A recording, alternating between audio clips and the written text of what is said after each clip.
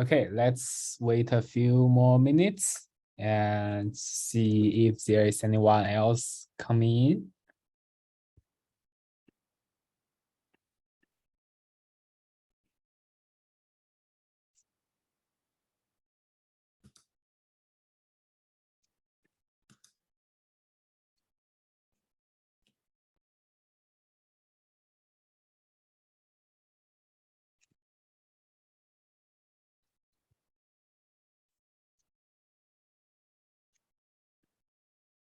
Cool. Okay. So hello, everyone. And today I will host the meeting. And I think today's meeting might be a bit short because recently we do not have too much new features. So there is some minor improvements I would like to introduce for today. And I will show my screen. Okay. I think you should be able to see me now. Yeah, you can see. Okay, so now I will show you the community agenda today. So generally, I would like to introduce three minor improvements for the KubeVela core controller, which we have done recently. And I'm not sure if you have, since these improvements are related with some underlying mechanism of KubeVela, so it might need some knowledge to understand what it is going on for that. So I'm not sure if anyone, first I would like to introduce one of the improvements. It's called the ResourceTracker compression. So I'm not sure if you have seen any ResourceTracker in your cluster when using KubeVela before.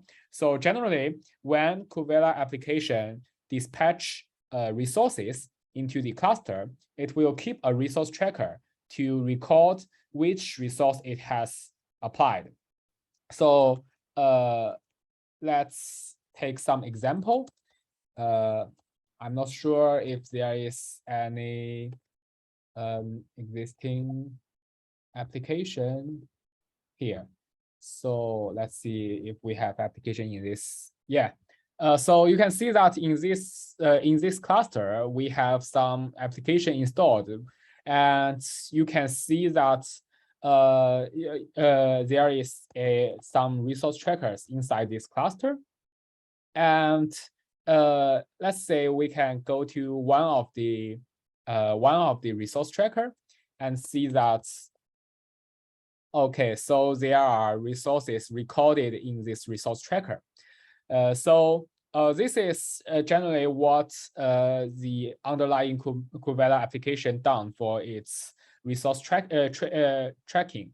Because when the application is deleted or upgraded, those resources that are not in use anymore will be recycled. So the resource tracker is actually the underlying object that will record all the applied resources so that it will compare the different version of resources and it will remove the resources that are not in use anymore.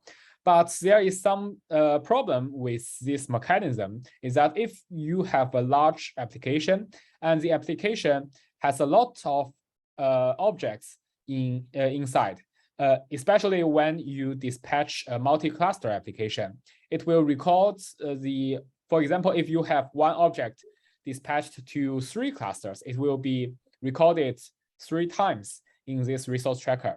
So this resource tracker can be really large if your application is large enough. So one of the optimization we have done here recently is to, sorry, I have misplaced the order of the pull request link. Yeah. So so we have done here with some compression mechanism. Okay, I have started my video. Okay, so actually when we go to this link, yeah, and we will see that in this PR we have done some compression. with you only need to have some feature flag inside your KubeVela controller. And if you switch on this feature flag, I think it is called gzip resource tracker or ZSTD resource tracker now. And you can see it in this PR.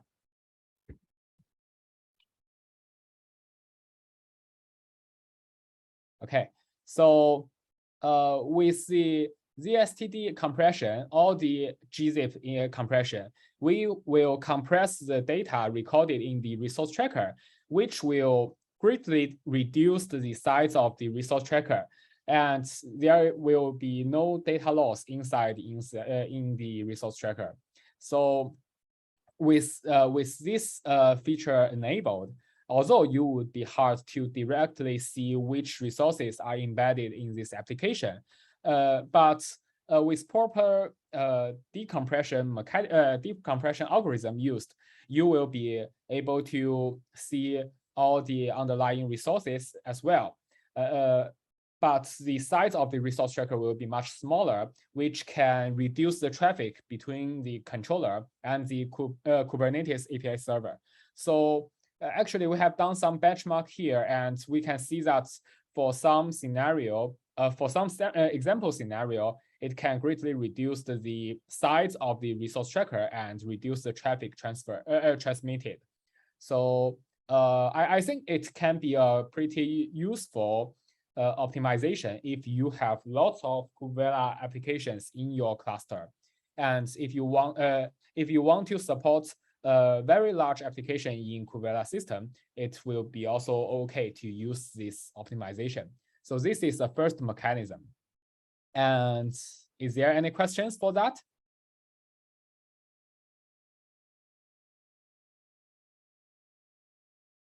Okay, if there is no other questions, I will go on for further introduction. Okay, so it is also related with the resource tracker for the second optimization here.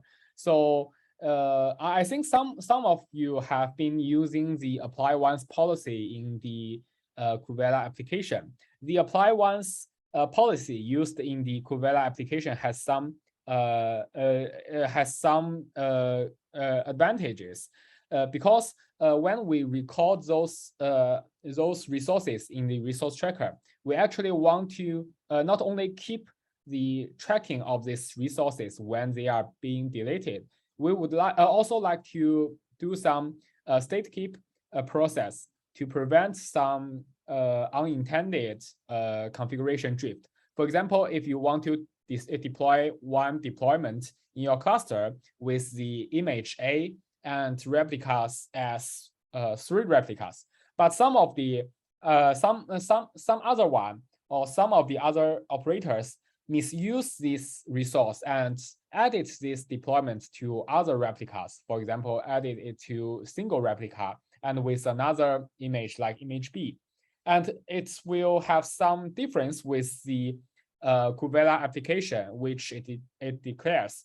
So with the resource tracker recording all the resources when they are dispatched, it will be able to see that these resources are actually being changed, and it will then bring them back so that the configuration drift will be recovered after some time. So by default, it is 5 minutes per reconcile.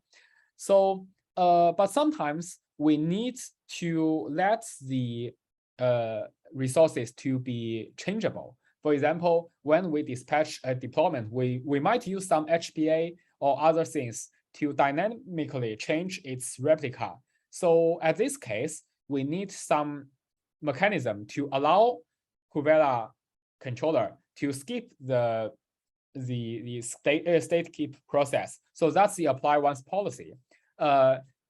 Previously, users can configure this apply once policy in application one by one. For example, you can specify which application you would like to do with the apply once policy. But currently, with the new global flag in this PR, you will be able to disable all the state keep for all your KubeVela applications inside your cluster. So actually, this is also a feature related to the performance optimization. We have seen that in some company usage, in their cases, they do not use state keep. They only want KubeVela applications to dispatch resources and recycle them. So at this time, you can configure this apply once configuration flag so that your cluster will be able to hold more a lot more applications in your KubeVela system, because as you see that if the controller needs to do the state keep process from time to time, it will always use some resources for the old applications. But if you do not want to care about the old applications, then you could skip that process and leave more resources for new applications. So actually, with the apply once policy, it will greatly help you to increase the capacity of the applications inside your Kubernetes system. So this is also another feature for the performance optimization. Okay, I'm not sure if you have used these features, but maybe in future you might want to try it because it can increase a lot of performance for the controller as well. Okay, for the second feature, is there any questions?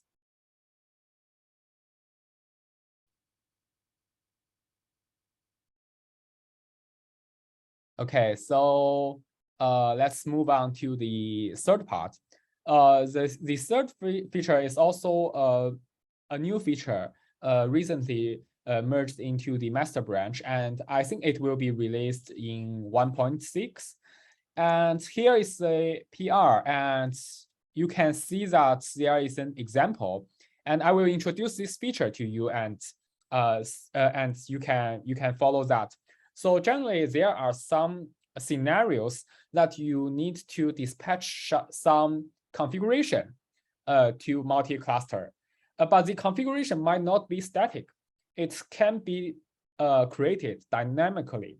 For example, in this application, we first create some web service in the hub cluster, and the hub cluster will then generate some Kubernetes service object, and the service object will expose some IP address for the service and the underlying ports to access. But sometimes we might need to expose this service through some public IP, and then we need to tell the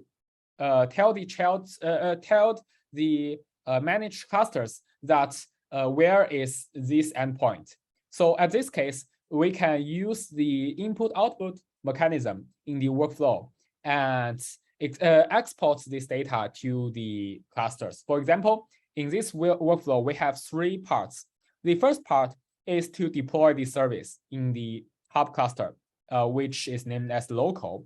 And the second part is that we need to read the IP address from the service. And then after we read this IP address, we will put it in the output of the workflow context.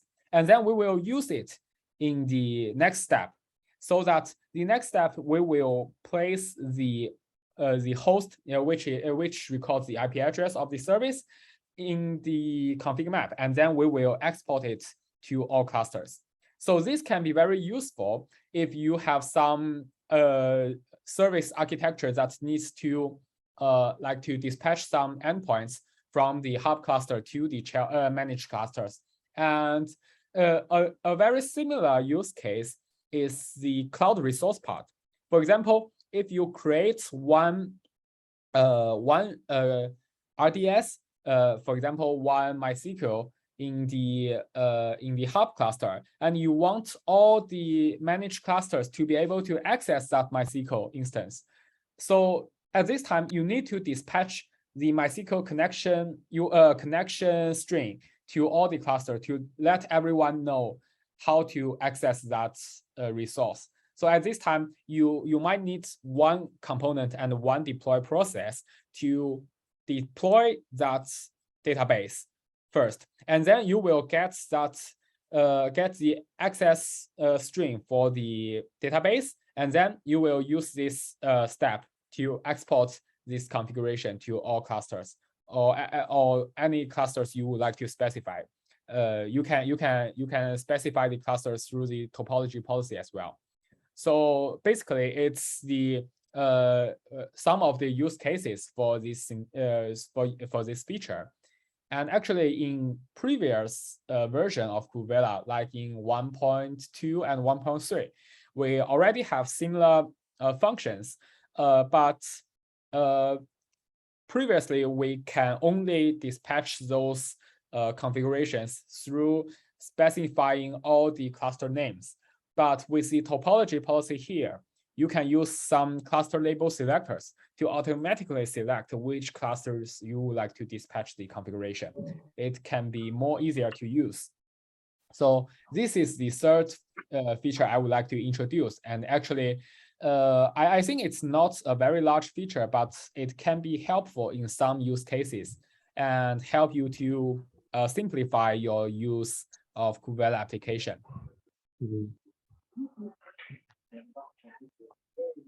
Okay, that's the introduction for these features. And is there any questions for that?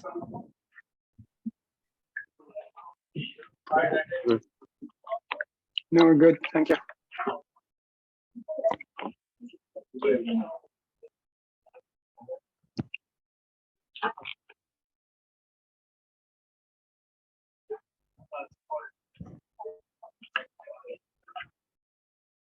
Okay, seems there is no much question.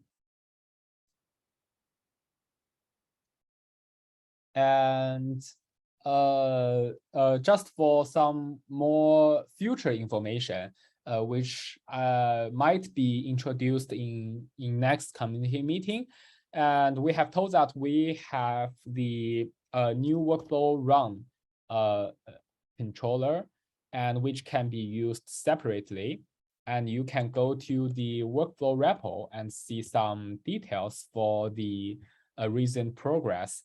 And actually, in this repo, we have separate the implementation of the workflow part inside the application to outside, so that without application, you can also use workflow to run some process, like to call API and use the input-output to dispatch some resources, although they are not managed in KubeVela application, which means that there is no version tracking and garbage collection for the dispatched resources.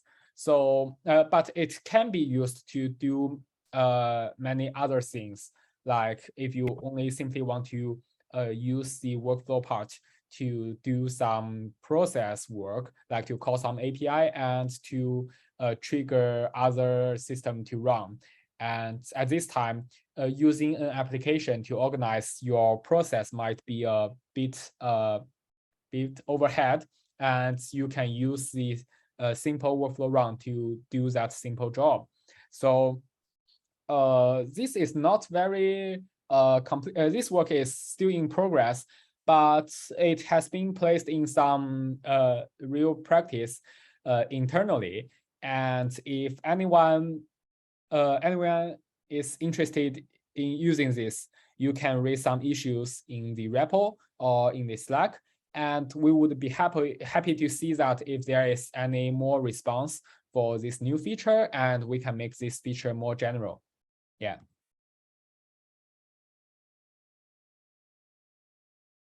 We might have some more detailed introduction to this feature in next community meeting, but it depends on the progress of this feature. Yeah.